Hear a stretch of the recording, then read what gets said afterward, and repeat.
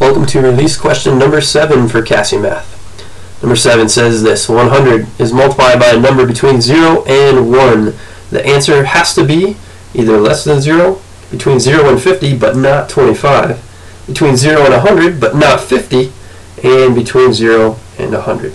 So I think I can eliminate one of these just with hopefully what would be some common sense here. If I multiply a number 100 by something between 0 and 1, by something that's still going to be positive, it's not going to suddenly become less than 0, not going to become negative. So I feel like I can eliminate that one, and it leaves me with these choices here. So let's try with this. I think the best tactic, the best approach to take with this is to try some examples of numbers, and then eliminate all but one of your choices. So let's see what we got here. Take 100 and multiply it by a number between 0 and 1. So I'm going to go with 0.5. That's the same thing as 1/2. So you could think of that, or you could even write that as 1/2. But 0.5 times 100, what's half of 100? Half of 100 is 50.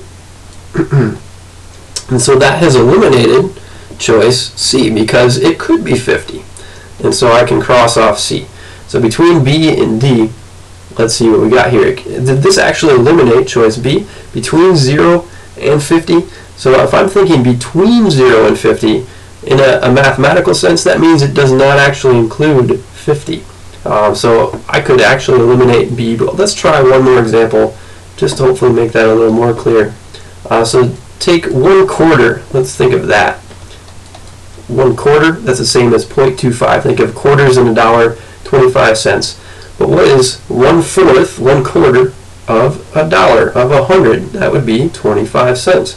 And so that effectively, not only did this eliminate choice B, but so did that. 1/4, that is 25. This is a possibility. So with what we've done here, we've tried some fairly basic examples, I would say.